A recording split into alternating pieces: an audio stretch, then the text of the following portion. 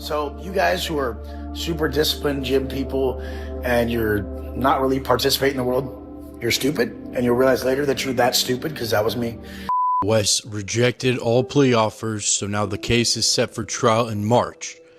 And because he said no deal, the state is now moving forward with 2 felony assault counts instead of 1.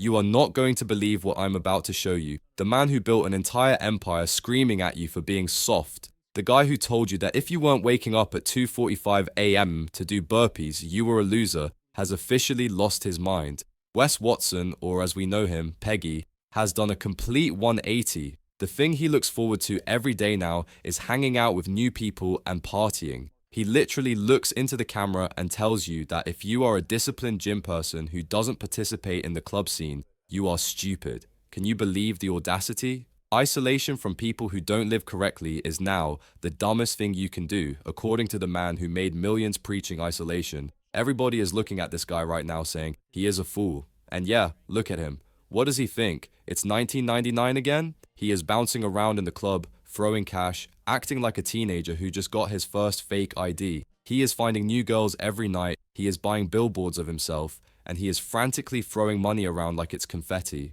But if you look closely, you'll notice something else. He is shrinking. He is physically withering away even more than the last time we checked in on him. And I don't think it's just stress. I think he knows his time is up. I think he knows he is going back to the pen to get pegged, and he is terrified. In my last video, we talked about how much muscle he was losing, how small he was getting from all this chaotic behavior. But there have been some major developments in his criminal case that connect all the dots. It's not just that he wants to look like a SoundCloud rapper to attract inmates. It is deeper than that. But first, let's look at the behavior. He comes on camera now, voice trembling, trying to act like a saint. He says, "Guys, it's hard for me to say how I really feel. I don't feel the same. I want to be compassionate." Compassionate? This is the guy who mocked victims, mocked the weak, and preyed on the insecure. Now he says he wants to connect with people, and that is why he is partying. He says, "I love people." Give me a break. I saw this video of him recently, right? He's in a car, and the car is bouncing up and down, lowrider style, making a scene all over town. And I am wondering, what is this clown up to? Is he doing something back there? Why would a grown man film this and put it online? Then it hit me. He thinks he's cool. He is stuck in this Snoop Dogg, Dr. Dre, 1990s mentality. But Wes, I have to be the one to tell you, you don't look like a cool rapper. You look like a cheap hustler from Patterson giving rides for $50 with your head bobbing up and down. Get out of here with that nonsense. This has been hard for me.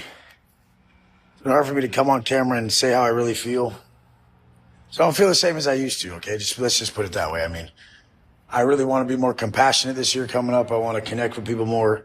That's why I've actually been partying. And people are like, well, what's the party about, Wes? I love people. So the first thing I noticed is I saw this video of Peggy, right?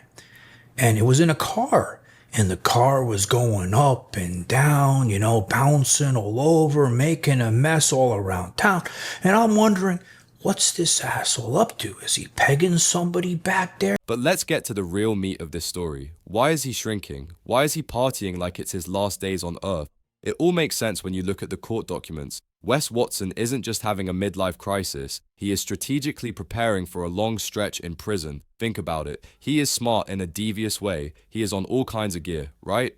We know he's been juiced to the gills. If he gets thrown into prison with high levels of testosterone and no way to do a proper post-cycle therapy, or PCT, he is going to have a massive problem. Imagine this. You got Peggy sitting in the corner of a jail cell, moping around the yard. His estrogen levels skyrocket because he didn't come off the gear properly. We all know what happens next.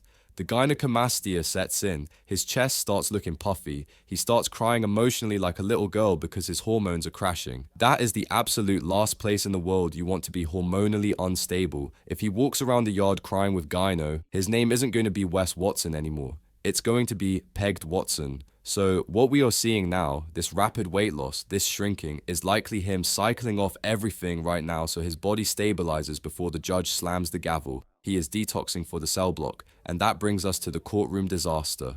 Wes pled not guilty. Now, usually that is a standard move, but by doing that, he forced the prosecutor's hand. They decided to pursue another felony charge on him that they weren't originally going to press. He had to plead not guilty because he is tangled up in a civil case too. If he pleads guilty to the criminal charge, he automatically loses the civil lawsuit and loses his money. But by trying to save his money, he risked his freedom.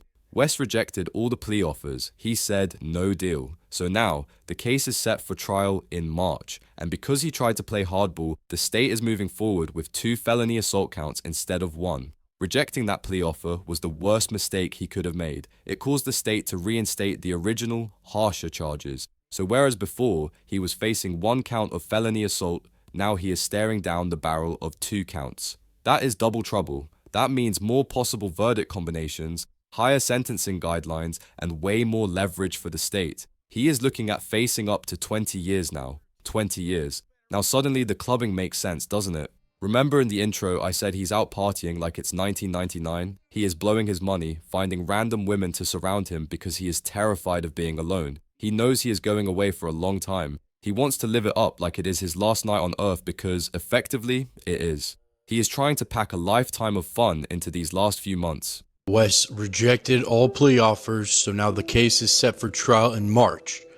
And because he said no deal, the state is now moving forward with 2 felony assault counts instead of 1. So in this case, rejecting the plea offer actually caused the state to reinitiate and reinstate the original charges. So now again, whereas before Wes was facing one count, of felony assault at trial, now he's back to facing 2 counts of felony assault at trial. Again, that's not just double trouble in a cute way. That's double exposure, more counts, more possible verdict combinations, more sentencing risk, and more leverage for the state if they come back later with a new offer that suddenly feels less optional. But of course he tries to spin it. He lies to his audience. He says, I really want to be more compassionate this year. I want to connect. I've been rich, I've been broke, I've been in isolation, and I realized I just love people. He says he doesn't care where you're at in life. He just wants to extend his hand. He even says he doesn't agree with the stuff he used to say. He claims the drill sergeant persona was just something you needed at the time, but he's past that now. He says, I've proven my point. No, Wes, you haven't proven a point. You are panicking, and there is another layer to this spending spree. Look at the cash he is throwing around. Partying is not free. Buying billboards is not free. Why is he burning through his liquidity? It is a classic scorched earth tactic. He doesn't want to pay his ex-wife Val a single dime. He doesn't want to pay the victims in his civil suits. So, he is out there blowing every dollar he can touch, having fun before his assets get frozen or seized, or before he gets locked up and can't spend it anyway. He would rather give that money to club promoters and bartenders than give it to the people he hurt.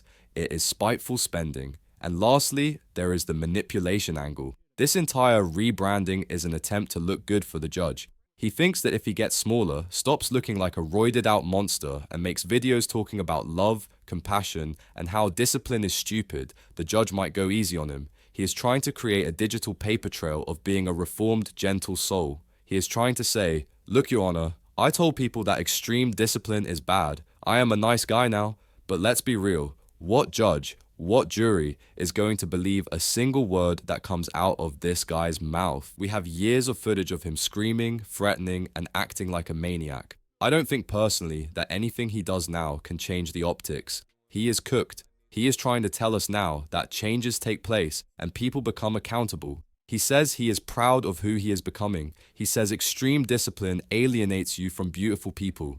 He says, I hated it. Can you believe that? The man who sold you a program based on hating comfort now says he hated being disciplined. He is calling his own followers stupid for listening to the advice he sold them. He says, you guys who are super disciplined gym people, you are stupid. You'll realize later that you're stupid because that was me. It is the ultimate betrayal of his fan base, but it is also the ultimate admission of defeat.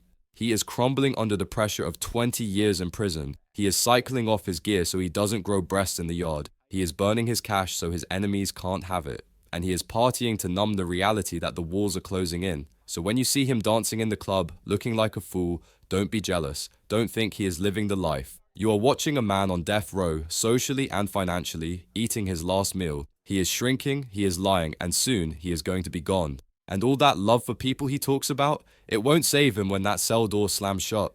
Wes Watson is trying to rewrite the script of his life in the final act, but the ending has already been written by the prosecutors, and it does not look like a happy ending.